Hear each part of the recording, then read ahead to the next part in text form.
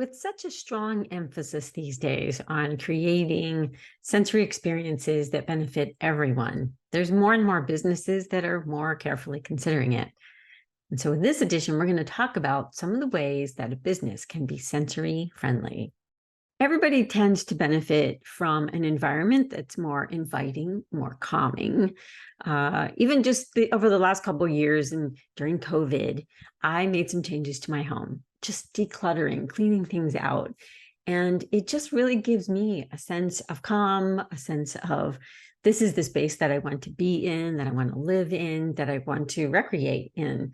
And so, why would it be any different for children or adults with autism, right?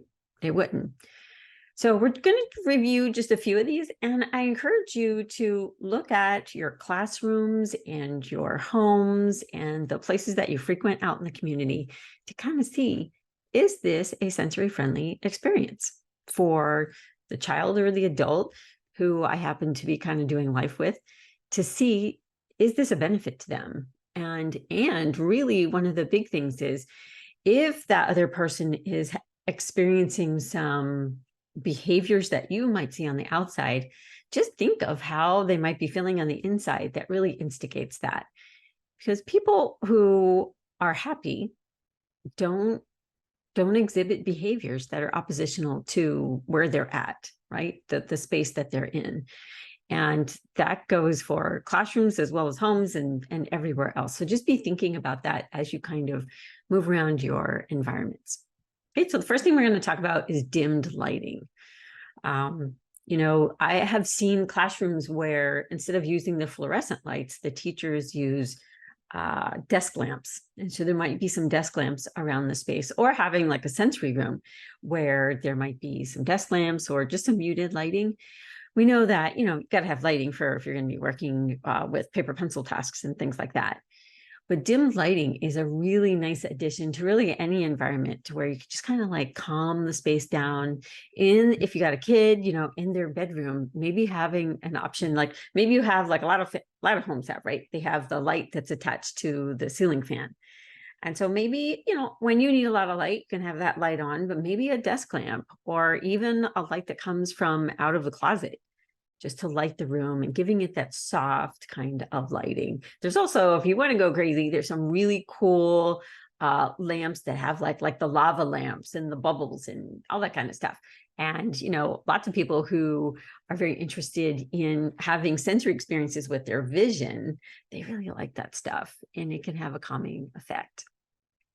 Reduce noise, which is kind of interesting because I know some kids on the spectrum who make a lot of noise, but they also don't like a lot of noise from the outside.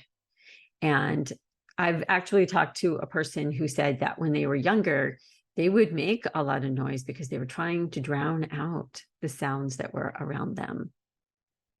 The thing that you need to remember is that there are many people whose sensory systems are a bit different than maybe yours is, that hear everything on an equal volume level. So that means that, let's say they're in a classroom, because that's kind of a space that we expect there to be quiet for a lot of the time because the kids are learning. But the lawnmower that's going down the street or out in the schoolyard, that person may hear that lawnmower at the exact same volume as the person who's standing in their classroom teaching them. Ceiling fans. I've talked to some people who say that they can hear the buzzing of the fluorescent lights, and it is very distracting to them. We also know that sometimes it's difficult to go to a movie theater because the volume is really high.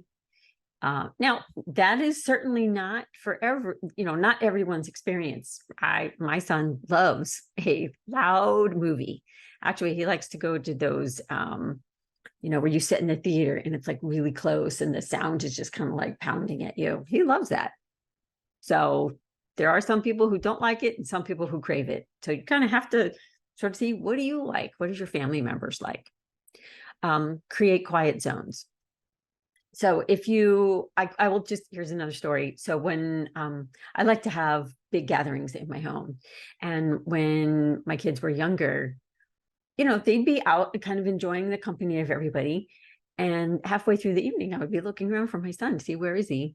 And he just went off in his room and shut the door where there was just quiet. And it wasn't that he didn't enjoy being with the family, but once he got to his limit, he needed to have that space where he could just go and just have quiet time.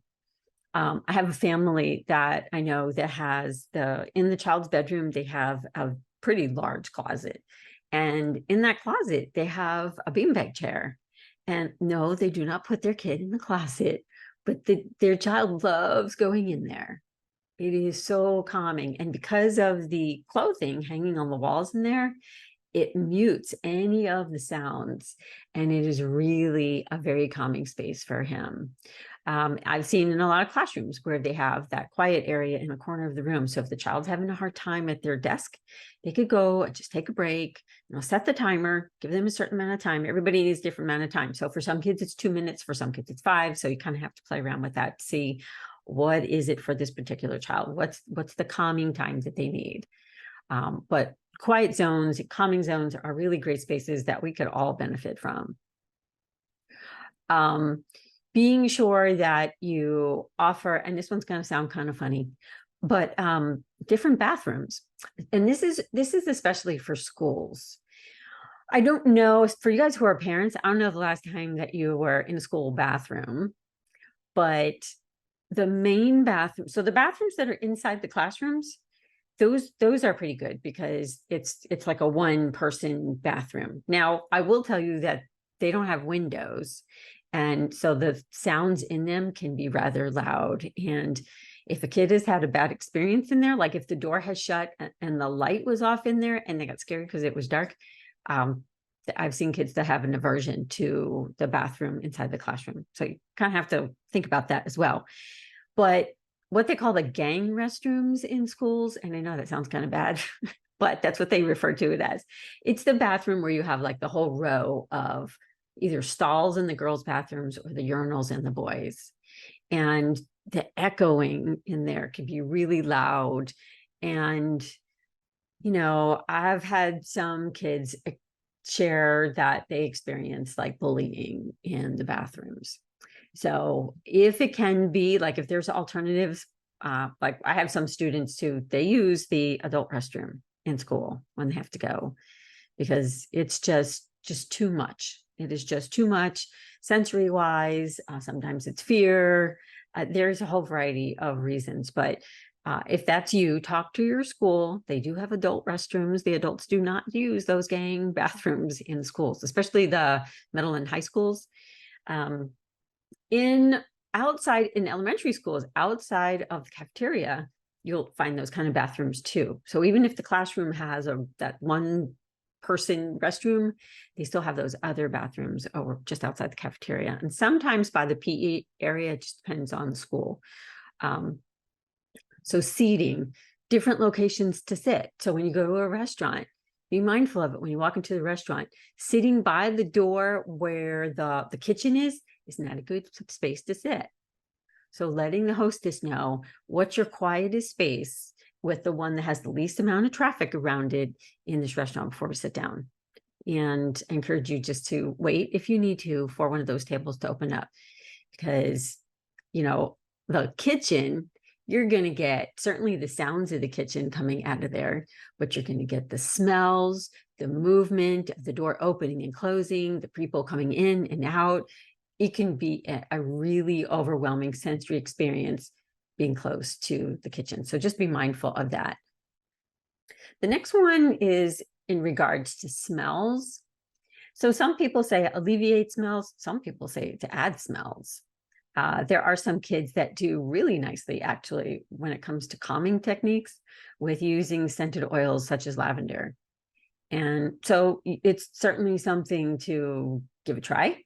And, I have seen kids who crave smells and crave really strong smells. And I had one woman that I knew a couple of years ago. She said that it's really hard for her to smell anything, really. So she needed the stronger scents in order to really get that experience. So that's another one you have to kind of check out. And then the last one I'm going to talk about today is removing clutter. And that kind of goes back to how I started this. And, there's so much emphasis today on minimalism. And there's a reason for that, because decluttering and just getting all that stuff that you might have piled up around you, including your kid's bedroom. And I am guilty. When my son was young, he had so much stuff in his room. He collected all sorts of things. So there would be just piles of stuff. And my other son was very much into Hot Wheels. So we had big buckets of Hot Wheel cars. And it was just, I thought it was fabulous, because I was thinking, wow, these kids got all these toys. But it can be very overwhelming. So definitely watch your kids and kind of go with what you see from them. And so if they see that, they're seeking that, they really like it, you want to integrate it. But I encourage you to really think about their space and the space, like your common areas. So if you sit in a family room and you watch TV, try to look at that space and declutter that space and keep it as sort of calming as you can, because our homes are our homes, and we want to have the best sensory experiences that we can in the home. And so you just got to be a little mindful. That's all. And like I said, most of us benefit from a decluttered, cleared out area. That is the reason why all these people are making a boatload of money selling those tiny houses and minimalism. And, there's those shows about, hoarders and, cleaning out that stuff. So just be thinking about that. One other thing, actually, I want to mention is food, because we have a lot of picky eaters within our community. And so that's another sensory experience, right? And so a lot of us really love that sensory experience, right? It's so rewarding and so reinforcing to eat something that we just love. But just be thinking about that as you plan your meals. If your kid has certain textures that they want, or textures that there is no way you're going to bribe them to eat, it's just not going to happen. And that's true for all children, not just kids on the spectrum. So just be thinking about that. There are some supplements, some vitamin supplements that can actually help with some of that. So just talk to a nutritionist. You can kind of pop into one of those, like a store that sells supplements, and ask for a nutritionist, though, not just like anybody. But you could talk to them. They're not going to necessarily have information pertaining to autism, but they may be able to make some recommendations, just like in general, what helps people when they might have different sensitivities to foods and the taste and the interest and stuff like that. Okay. All right. Well, thank you for joining me. I do appreciate it. And just hang out, and you'll be able to catch some more information that we're going to be sharing. If you got something out of this, I hope that you will share it. And I look forward to seeing you again soon.